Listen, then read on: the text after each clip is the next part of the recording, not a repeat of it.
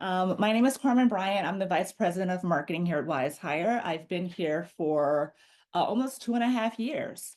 And before I was at Wizehire, I actually worked at Indeed, which I'm sure everyone is also familiar with, for almost 6 years. So I've been in the HR tech space for wow, going on 9 years now, really always with the focus on helping employers find amazing talent. So even at Indeed, which is a very job seeker for company, my role has always been to partner with businesses and companies to really help them solve their challenges. And so I'm really excited to be here and having this conversation with all of you today. Welcome to New Year Top Talent. We want to help you get your hiring strategy for this new year set up. It's 2025. If you're like me, it's hard to believe that it's, a quarter through this new century. If you can remember 1999 and Y2K, it's just like a bit of a moment. But I know so many things and objectives that all of you are trying to achieve this year. And so we really want to be able to help you get set up. So the way that our time will be spent is we'll have a fireside chat with our Director of People Operations for the next 30 minutes or so, 25 to 30 minutes. And then we're going to open it up for Q&A. You should note that at the bottom of your Zoom screen, there is a chat icon, which is where you all are sort of like putting your information now. You can use that to chat with each other and to kind of like share perspectives. There'll be a couple of times where we'll ask you to drop things in the chat. There's also another icon called Q&A where you can drop questions. So you can drop questions there that we will answer.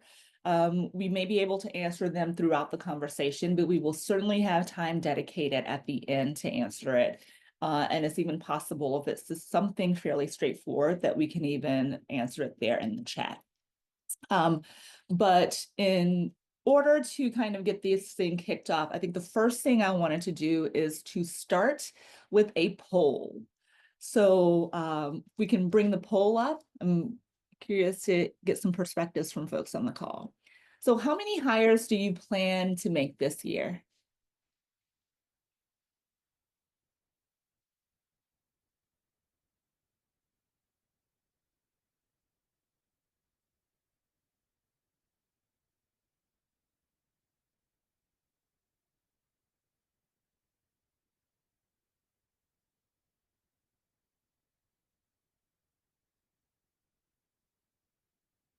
Give everybody a couple more seconds to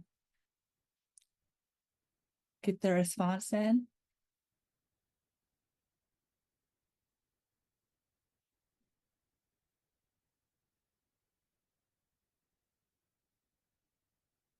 Okay, let's see what the responses are. Okay, so we had about 15 folks vote, and it feels like the majority of you are planning to hire about 3 to 5 folks over the course of the next year.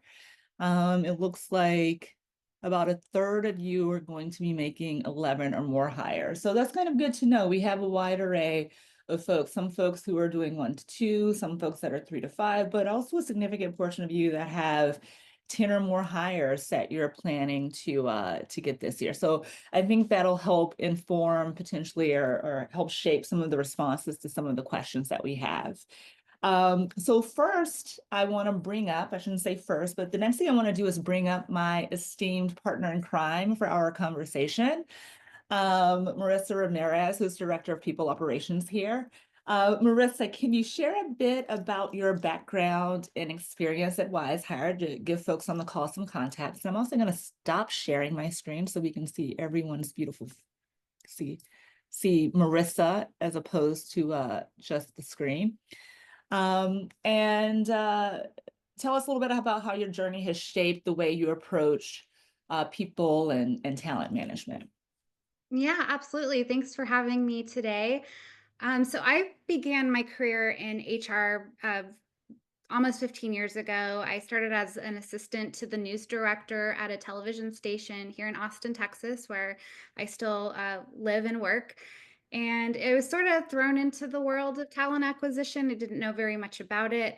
But I was taught to vet and recruit all sorts of roles for the station, such as editors and photographers, on air talent, the whole thing for local news time slots. Looking back, it was definitely the experience that sparked my passion for recruiting and then later more broadly in human resources. But after about 4 years of working at KXAN, I transitioned into the world of tech and I didn't know very much about it at all.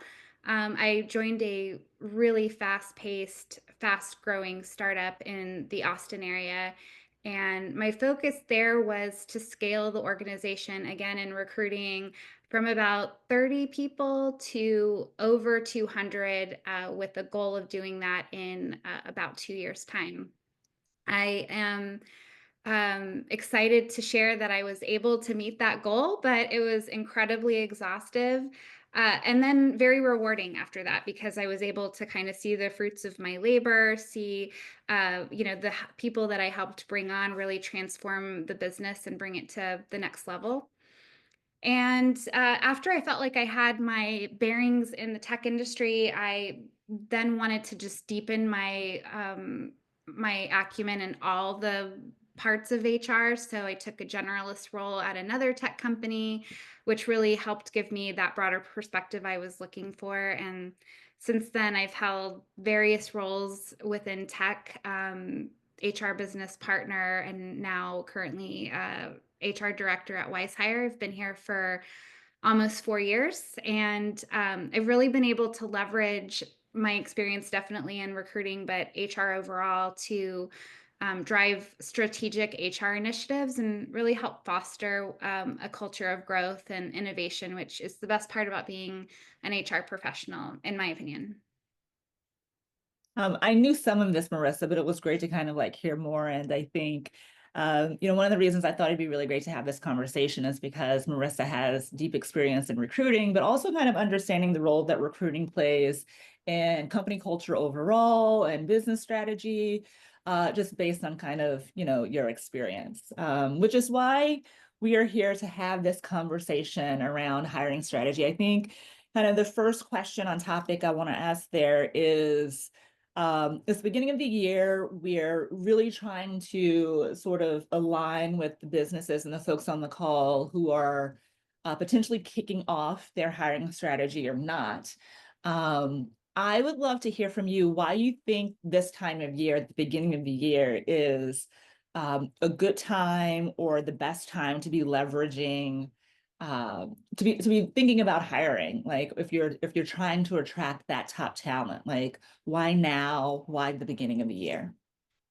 Yeah, definitely. This is a great time to think about hiring. I am interested to know from the audience, though, how many of you have, already started hiring for the year? Maybe just drop a quick yes in the chat, or no if you're just maybe still planning ahead. Just like to get a pulse on everyone.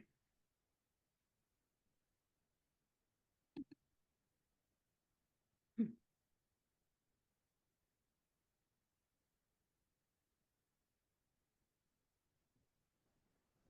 Great, Yeah, great, great answers. Yeah, lots of people have already started. yeah, love that.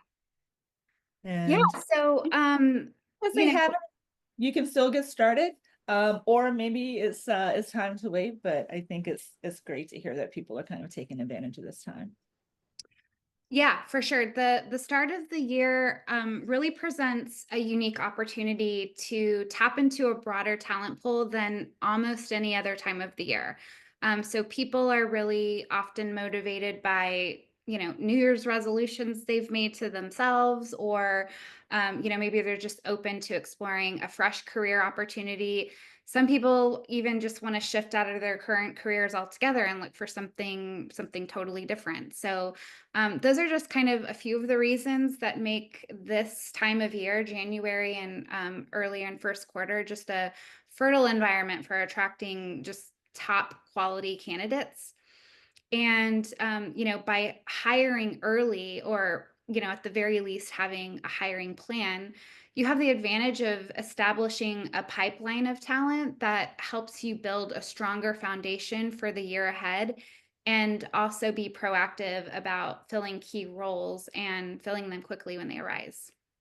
Yeah, I think the thing that you mentioned there about pipeline is really key because I know at Wizehire and some of the companies that we speak with, they're also towards the end of the year, at the beginning of the year, thinking about their strategy and what their goals are and what they whom they need to hire in order to have those goals. So pipeline or building a pipeline, I think, can be a key part of that strategy. It's like taking advantage of what you were saying, those job seekers at the top of the year, even if they might be hiring, a little bit later on in the year. And I think that brings me to my next question, which is that, you know, we, you know, we obviously think that there's a lot of value in being proactive and starting right now, but we also know that there are just sometimes immediate needs that crop up where people need to, hire more reactively, for lack of a better word. What do you think are some ways that business leaders can balance those things of kind of like the immediate needs versus the need to be more proactive or strategic?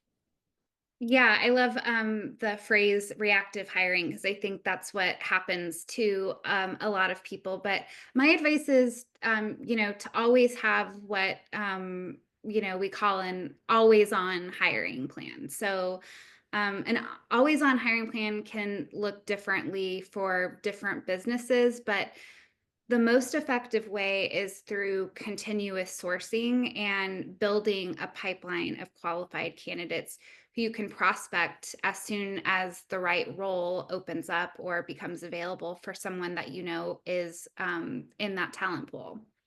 So, building relationships with candidates so you have a talent pipeline is really key for this to work. Once you have found candidates or people that meet qualifications for positions that you may have available throughout the year, be sure to keep them top of mind and keep you top of mind with them by maintaining contact with them.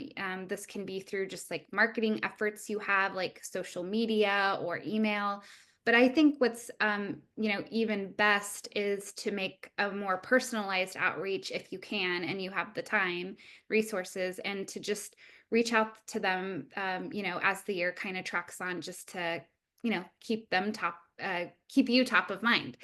Being proactive in this way really ensures that you have a starting place when it's time to hire or a hiring need occurs instead of starting from scratch every time. It's just much more efficient and much more strategic. Yeah, I love that. We we definitely sort of, I think probably all on this call can agree that like there's a lot of value in doing that. But of course, there are going to be times where, I saw a comment from Mario who was talking about, their hiring is ongoing. They really only look when someone has disengaged. And so the ideal scenario, right, you have like a pipeline of folks that you've kind of been keeping warm and you can reach out to so you're not starting over from zero. But then sometimes, right, we need to get back out there and kind of get in front of new folks. And job descriptions become very important in that scenario because that is a way, like that's kind of like the first impression that folks have about your company, where they start to get to know you. And you can kind of put your best foot forward with those folks that you are trying to attract. What tips do you have for folks on the call about how they can leverage that to really stand out, amongst the competition and really sort of, share who they are from like a values or culture standpoint? Yeah, I love this question because just the realm of job, the world of job descriptions has just changed so much, even over the past couple of years. So it's now like you kind of think about it when crafting job descriptions, it's important to think beyond what it used to be, which is just putting the needed qualifications and the roles and responsibilities for the candidate. But today's best talent, they want to know about your company and your company's mission and your vision and values and benefits is really important. So job postings are really a way for you to communicate that to them.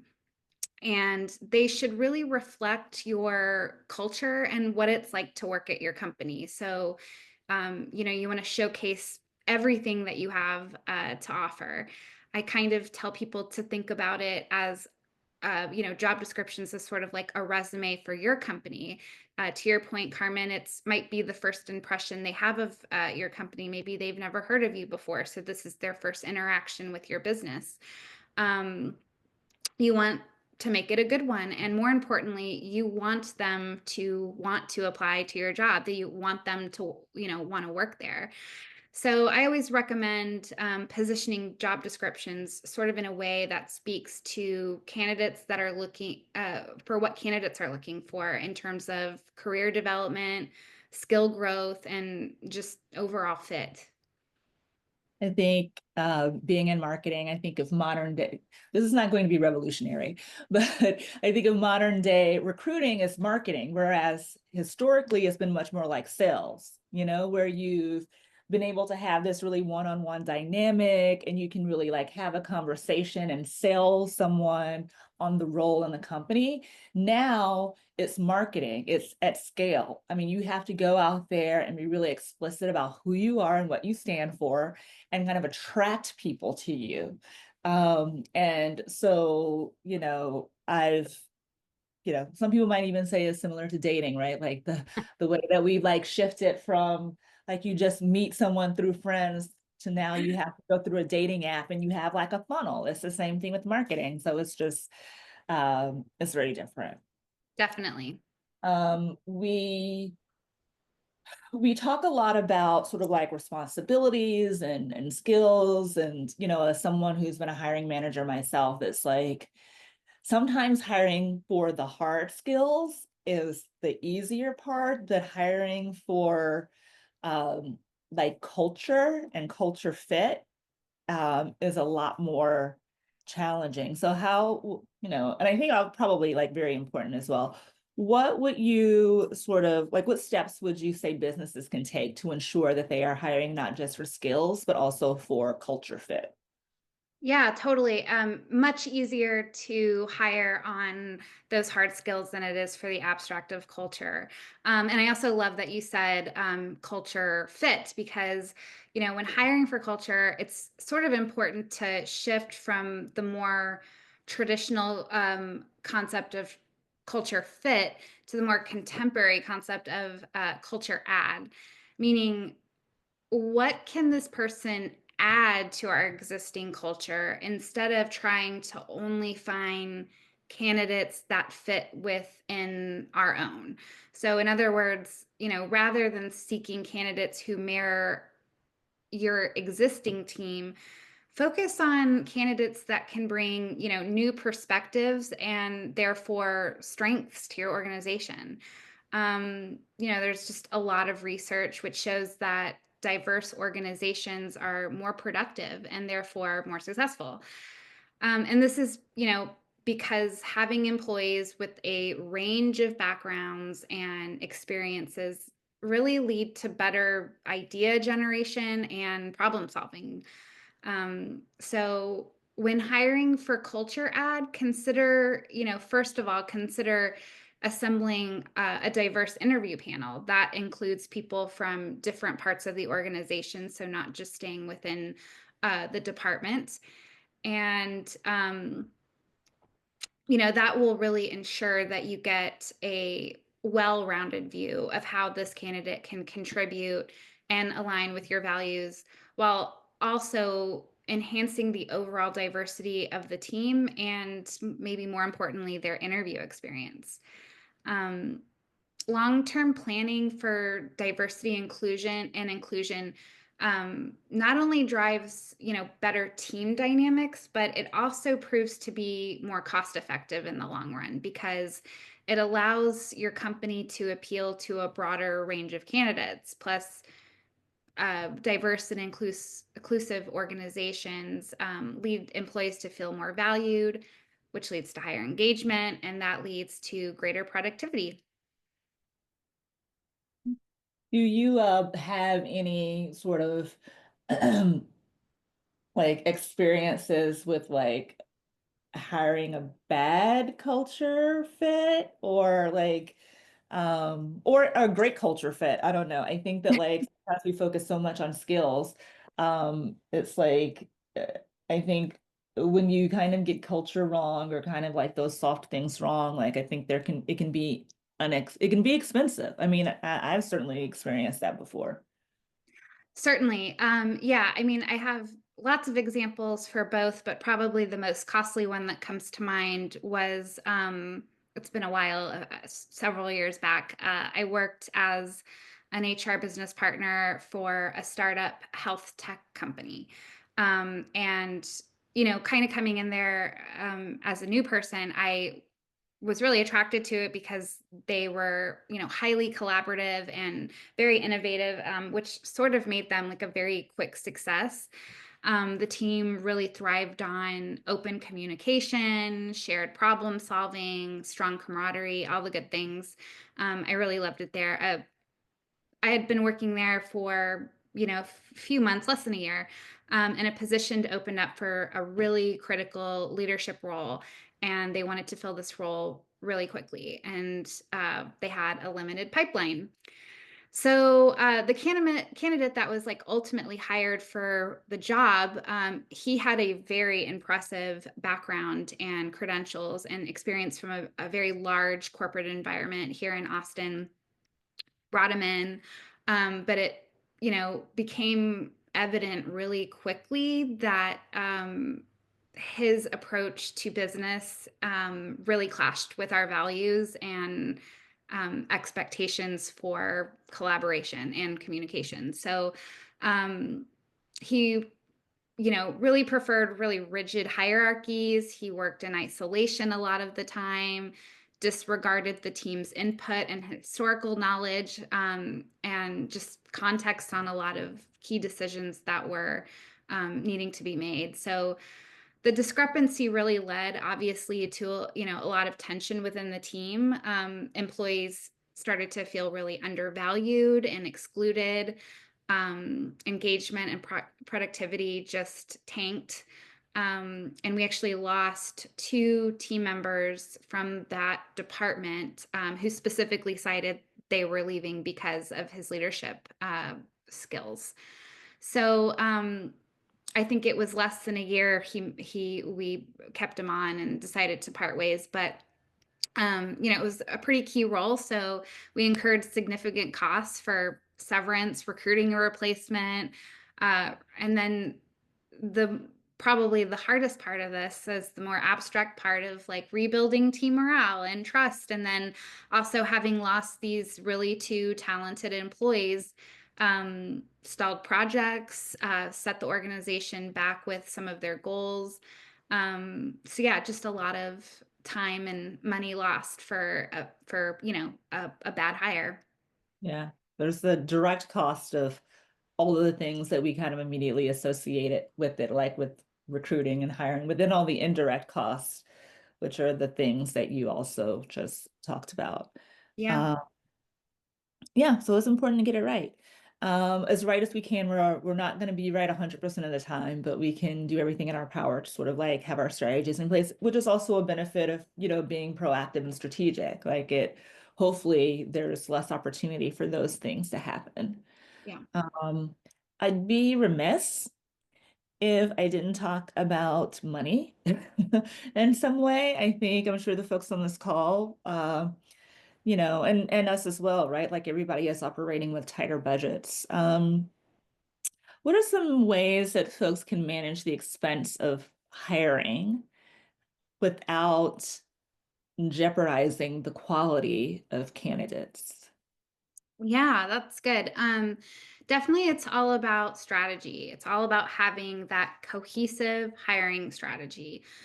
Leveraging tools like assessments and data-driven insights to ensure you're not only finding people that can meet requirements that you have, but also those people that have long-term potential with either within that role or within your organization. By taking that approach, that strategic approach, you can reduce the risk of making the wrong hire and ensure that the money you're spending on hiring is directed toward the right candidates. Tools like Wizehire definitely help streamline that process, saving time and money while finding the best talent for your organizations. Yeah. Yeah, I have to like double click on that last comment that Marissa said. Obviously, like we're here with Wizehire and we're like would love to work with everyone on this call, but it's really about sort of like finding the right tools, but also having a strategy. So we're not being reactive and scrambling, because I think that's when mistakes happen. Since we're talking about technology, I think that's a good next question because I was kind of joking, sort of not joking when I was talking about, recruiting being like dating with apps and things of that nature. But that is the world that we live in, right? Where we have a lot more tools and there's a lot more technology at folks' fingertips to kind of think about how it can inform it. Like, how do you think about the role of technology in the hiring process? Um, Yeah, so that has come a long way in the world, but also in HR tech for sure. And at Wizehire and as an HR professional, we sort of understand that while technology plays a crucial role in streamlining the hiring process, it's also important to balance that with high touch approach. So if you're a business with limited resources, leveraging AI driven tools to help filter through unqualified candidates quickly allows you to focus on finding the right person quickly, right? Um, our AI technology analyzes large volumes of applications and even assesses candidate skills more effectively, making the process faster and more objective.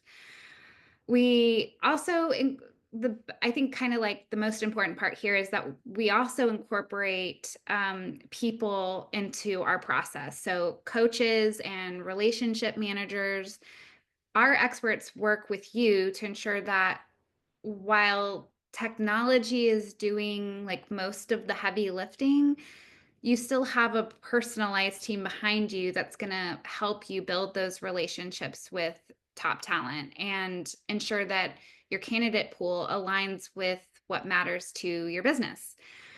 So, sort of by combining the efficiency of AI with the guidance of real human experts, we're able to help businesses find the right candidates more efficiently while still maintaining that human touch that's essential to make the right hiring decisions.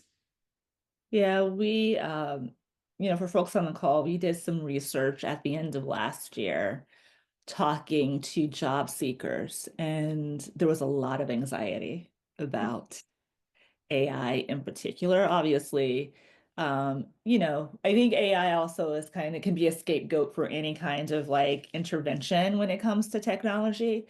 But there's a lot of anxiety there. So I think, and I think human resources, it's called human, right? There's that piece of it. Like it's important to not forget about that part of it. So I think this idea of having like the high tech and the high touch come together is it's really important, right? I mean, I think like, one of the things that we always tell like customers that we work with is like use the technologies to let people know where they stand in the process, to do some of the communication that you want to do at scale so that you can free up your staff and your team to spend the time with the people to have those high tech, those high touch moments and kind of that thing. So um I think that's really, really key as well.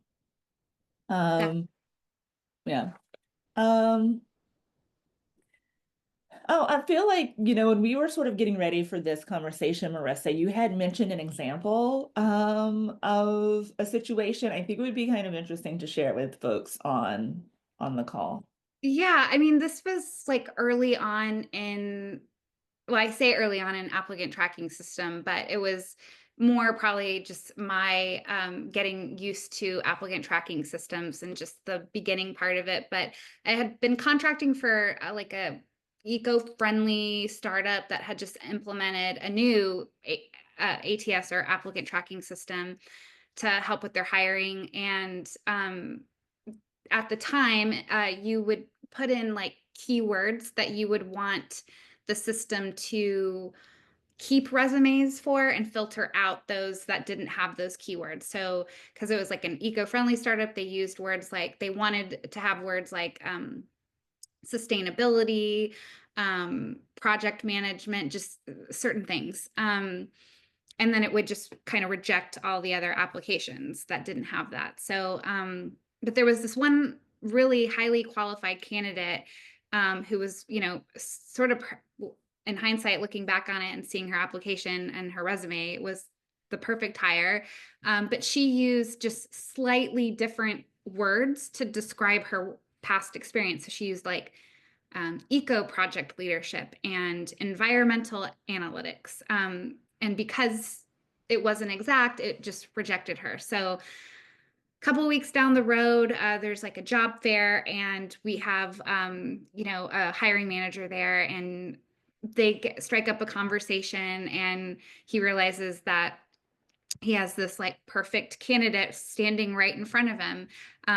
Long story short, we did end up hiring her for the position. But I think kind of the cautionary tale here is like, it just highlights how technology is helpful, but it also just benefits from a more balanced approach.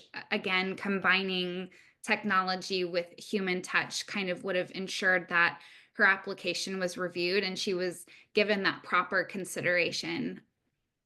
Yeah. Time is flying by. I just realized that as I looked over at the time. So I'm going to ask one more question, and then we'll open it up to the group for Q&A. So what, for all the folks on the call, like we've talked about an array of different things, but if you could give folks some advice on how they can prepare for the year and be in a position to hire successfully and strategically, what advice would you give them? Yeah, so if you haven't already started to build that candidate pool, it's not too late. It's only, what is it, January 23rd. So we're only 23 days into the new year. You still have plenty of time to build those relationships, but that would be my number one takeaway for you. And also just like emphasizing skill-based hiring, also employer branding, investing in that is critical. This can involve, speaking to your company's benefits, or current or former employees' perception of the organization through engagement survey results, or however you want to collect that information. It can also be, again, speaking to your company's mission, vision, values, your culture, employee experience, and maybe the most important experience is the experience that you're giving your candidates early on in the hiring process through from start to end. But the best approach is, to start with a comprehensive hiring plan that really outlines your business's goals and the talent that it's going to require to get there. Proactively engage with candidates throughout the year. Build that pipeline of individuals that you can tap into as soon as a position is available. And then, investing in tools that support the hiring process, like Wizehire coaches and assessments, that will really ensure that you're equipped to make informed decisions and scale effectively. If you have the right talent, you can navigate the year with confidence in your business. Thanks, Marissa. I feel like the headline is, at least for me, I'm speaking for me, what I kind of take away from this is like, we're all going to be in a position where we have to be really fast and hire reactively because it's just the nature of the business, or most of the businesses I would imagine that we operate in. But the more that we can think proactively, have a plan in place, have a pipeline of folks that we're engaging, the less likely we will be to put ourselves in that position. 100%. So Marissa, thank you so much for sharing your insights. Even though like we get a chance to talk often, I feel like I always learn something new when we talk. I'm gonna open it up for questions, and I also want to bring up one more of my esteemed colleagues, Brad, who has a lot of deep experience working here at Wizehire, working with coaches and working with our customers. And I think that, he also has great, perspective on some of the challenges that our customers face. Um, Brad, why don't you introduce yourself? And while he's doing that, if folks want to drop questions in Q&A, the Q&A sort of area, we can do that. Brad. Great. Hi, everybody. Thanks so much for having me today. My name is Brad Garrett, and I work in the customer success department at Wizehire. Throughout my career, I've helped SaaS companies like Wizehire build better user experiences and support systems to ensure that customers have success using these tools. If there's any seasoned Wizehire users on the call, it looks like we might have had a couple in the chat. Feel free to ask any questions specific to Wizehire platform. I'd be happy to answer those. And if you're not so familiar with the tool, ask any general questions on how Wizehire can help you hire better. I'd also be happy to answer any questions like that as well. But we will open it up to anybody. Feel free to use that Q&A section or just type it directly in chat, and Marissa, Carmen, and I can tackle those questions. Well, while we wait for folks, if folks are being shy, drop it just in there, it's fine. We have gotten a few questions from others, as we were kind of getting ready for this that I think that we can also answer. So one of the questions that we received, I'm guessing that this is going to be for you, Marissa, but how can a small agency create a sense of community and belonging for potential recruits, especially in a remote or hybrid work environment? Oh yeah, that's my specialty. That's what I do sort of now a little bit. But yeah, I just think there's so many resources that there wasn't even just 5 years ago. One of my favorite tools that I always keep in my back pocket is Confetti. If it's an engagement tool for your company, and it is the most fun games you can possibly think of. They have all sorts of trivia and other fun things, but we try and do that once a month. And actually, Brad's a great partner for any game that you're playing because he somehow knows everything. And yeah, so that's a good one. And then also something we just I'm saying launched, but was the second or third time we've done it, is a book club. So a professional development book club where we get together from with all people of all departments, and we kind of voted on the book that we want to read, and we're having 2 different breakout sessions on it. We're reading Dare to Lead by Brene Brown, which is one of my favorites, and then we can have questions and talk about them together. The options nowadays are sort of endless, so I think those would be like my top 2 that I use to like keep people a little bit more connected than they would be if we were just doing remote without it. Um, so question from Matthew is, apologies if this is already discussed, it wasn't. What are your thoughts on using IQ, EQ tests for recruiting? Are they effective in determining an employee's abilities and fit into one's organization? I'll take an initial stab at this, and then Marissa and Brad, if you want to jump in, you can. Um, and I jump in because there's actually research out there where someone looked at like 100, like some ridiculous number, was a professor, and I can go back and find the name, but he looked at like all the different ways in which you can assess someone's performance. So whether it was interviews, IQ tests, referrals, like there was just like a whole swath of things. And the 2 things that they found to be the most effective in combination with each other were structured interviews and basically a form of an IQ test.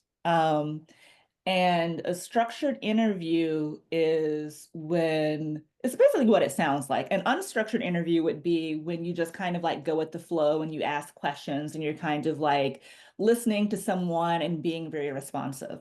A structured interview is when you go in with a very specific set of questions you want to ask and you know the order in which you want to ask them because it helps eliminate bias because we all have a natural bias and we respond to people different ways. So that prevents us from going off track. So the balance of a structured interview and some type of assessment, whether we call it an IQ test or not, or something like that, is actually the most effective way to determine if someone is going to be able to do the job. I think the fit into an organization is probably a little bit more nuanced, perhaps. And I think if we can think about the structured interview and build it in a way where we're taking that into consideration, that's probably a way to address it. But there could potentially be, sort of other ways. I think some of the things that Marissa talked about, which is having like an array of different folks being part of that interview panel, who can assess that person is going to also help determine their ability to fit into the organization. Um, so that's sort of, what I've kind of learned in my time, sort of like in HR tech. Marissa, Brad, I don't know if there's anything you want to sort of add there. No, I think that was a super, concise answer, and I agree completely with everything that you said. We do have a couple of chat questions. I'm going to just quickly pivot over to those just so I can answer a few of these, and then we'll get back to the Q&A ones. The first one came from Chris, who asked, looking for the best uses for DISC. Now, if you're unfamiliar with DISC, it's actually a personality assessment that is included with all Wizehire plans. And it's a great way to see culture fit, kind of like what Marissa was saying. How can you add culture to your organization? And this is a great way to screen somebody, see if they'd be a good fit for your team, and if they're going to have the right motivators in order to really, be a good fit for that particular role that you're adding. I mentioned the motivators because while the DISC acronym itself is a great way to see someone and how they might perform for the role, motivators are going to be a great opportunity to see where they would maybe have opportunities for growth. And I think opportunities for growth is a great thing to consider when you're bringing in a new employee into the group, but also something for your existing staff. We've had a lot of our clients have a lot of success using the DISC Plus assessment for their already employed employees. And those people have learned so much about themselves by this opportunity to find out more what motivates them underneath their, day to day. And what's great is you can easily see if someone is, more economically motivated, they're probably going to be better at sales. They're going to be chasing those big deals, winning those big fish, reeling them in.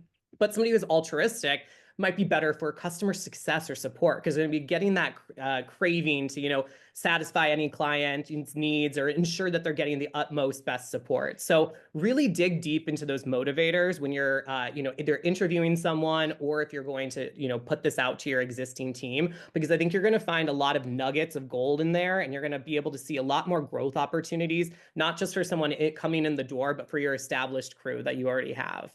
Another person, Greg asks, if I only hire 2 or 3 people this year, can I afford Wizehire? Absolutely. We have a very affordable essentials plan. It's an annual contract that's perfect for those expecting to hire 3 to 5 people or more per year. And the reason Essentials is so great is because not only are you saving money from just a month-to-month plan, our quick start plan, but you get a lot of additional features that are available for our annual plans.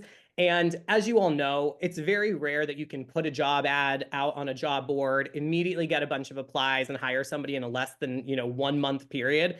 In general, it takes, 1 to 2 months. So if you're hiring 2 to 3 people this year, that could be 2 to 3 months per hire, and you're already at about 9 to 12 months, depending on, how many, people you're trying to bring in the door or how long it actually takes to find that perfect candidate. So it's definitely affordable. I highly suggest you check out our Essentials plan, or if you still want to just kind of test the water, our Quick Start plan is month to month. You can see how Wizehire works and always upgrade after that. I'll go hand it back to you, Carmen, if you want to do a couple more Q&A questions. Yes, and I know we are at time, but Marissa, Brad, and I can stay for a few more minutes to answer these questions. But if you do have to jump, and I'll sort of say this again, we will be sending out a recording so that folks can have can get the full webinar. But I'm going to, I guess I'll open this up to you, Marissa. One of the questions was, what kind of advice can you give to a small team that is starting out now looking to expand? Yeah, I mean, not to sound like a broken record, but talent pool. Now is the time to be, if you're looking to expand with more, having more headcount, now is the time to start thinking about that. So, what does that look like um, for the remainder of 2025? And how do you want to parse that out by maybe each quarter? And then start thinking about, I guess it's like a two-parter, really thinking about the roles and responsibilities that would be associated with these jobs. And then also, again, to kind of circle back and is thinking about what you have to offer as a business to potential candidates. Yeah, Marissa, that last point was the thing that was like I was thinking about, which is because I'm not sure how early on you are, but if you haven't already, I would be thinking about who you are and what you have to offer and being really explicit about that because I think that's going to be like a great starting point. Chris, all right, Chris Peppers. Culture is most important for our landscape firm. I find candidates on Wizehire and Indeed exclusively. However, my experience has found candidates unwilling or dragging feet on filling out questionnaires or job-related tests that would help screen for culture and skill sets. Any ideas how to improve the process? This is a great question. Um, Brad, Marissa, any thoughts on this one? Yeah, I have a lot of thoughts on this one. I knew you would. I knew you would. Yeah, you saw me, I was ready to answer this one. Yeah, so Chris, great question. We see that a lot. You're not unique in this situation. We do see a lot of times job seekers are a little apathetic towards answering these additional screening questions or questionnaires that might, give you a better idea if there'd be a great fit for your organization. What we found is a personal touch. While Wizehire sends these automated messages out, a personal touch directly from you or a hiring manager goes a long way. Just taking just a minute to write, a sentence or two explaining why you use these and how important it is to your business really, sinks into these job seekers, and it kind of gives them the more ability. You're not looking just at a number or a score from an assessment. You're actually trying to get to know them to try to actually see how good of a fit they'd be for your organization. So don't be afraid to nudge them along. I'll also say, some of these people are just, rapid firing off applications left, right, up and down. So it might also be an opportunity for you to see who you don't want by them noticing that they don't fill out something. Because at the end of the day, your request to answer a few questions or fill out a short, 5-minute survey isn't asking that much to them. And I think it does sometimes speak, to their character and work ethic if they're, excusing something like this rather than just taking the couple of minutes to fill it out to give them an opportunity to work at your organization. But like I said, if there's someone who has great, skill set, you love their resume, you're really excited for them, but they're not getting to that step, don't be afraid to take that personal nudge because we've seen more often than not that it does kind of light that fire and ignites that passion for the job seeker, and then they immediately complete those. Yeah, I'd say the biggest pain point we hear is lack of qualified candidates, but a high volume of unqualified candidates. Because of the way the labor market is right now, we just see job seekers being really aggressive in terms of applying to an array of different roles. So I think, Brad, that was spot on. It's like one, in some cases, we're kind of weeding out those unqualified candidates. And two, like whether it's, I think you could do it on a personal touch, but even in an automated message, like just kind of reiterating like how you're using that information to understand the whole person, because I don't think anybody wants to feel like a number. Yeah, and Um, Chris, you can set up an automated message like that if you don't want to send them off one-off, just kind of explaining a little bit more how it fits into your organization. That can all be done in the Wizehire platform. So if you do have any further questions about that, feel free to reach out to us at team@wizehire.com and we'd be happy to explain that for you. I see one more question in chat from Anthony, which is, does Wizehire, who Anthony works in real estate, does Wizehire allow you to target candidates who have experience in a specific field of work? The short answer is yes. Um, and especially real estate, that's where we started, that's where our expertise is. We also have, significant experience in areas like insurance, legal, hospitality, mortgage. Brad, you're the expert here. You can probably like share a little bit more about some of the legacy of Wizehire. Yeah, so for and to answer your question, in order to weed out or look for specific experience, two of the main things we suggest are number one, screening questions. These are just short form questions. Just select your answer, multiple choice. Very easy for the applicant to show that yes or no that they have experience. The other thing is we do have the ability to search resumes in order to find that specific experience. So if you're looking for a specific type of real estate experience, you could put that keyword search in order to look to a particular applicant to see if they have that. In most cases, the screening questions are your easiest way because we can filter out by the answers of those screening questions. So you can basically get a pool of anybody. Say, for example, you were looking for 4 to 5 years of real estate experience. Anybody that selected that particular answer will filter those out for you. So you have a great view of every single applicant that you've gotten that fits your particular needs in terms of experience. But yeah, to answer the long story short, we do have ways to, weed out anybody who doesn't have the experience that you're looking for and hone in on those that do. Thanks so much. Thanks everyone for joining us. And for those of you that stayed on for an extra 10 minutes, we appreciate it. We always appreciate everyone's time and attention. We know that there are so many things that you can be doing, so we don't take it for granted that you kind of chose to carve out this time for us. We will be sending out a short survey at the conclusion of this to just kind of like get some insights from you on this webinar. We will also, as I mentioned, be sending out a recording link as well. So be looking for that. Marissa, Brad, thank you so much for this conversation. As always, I learned so much, even though I have the pleasure of working with you daily. And for everybody on the call, have a great rest of your day. And hopefully we'll see you again soon. Bye, everybody. Bye.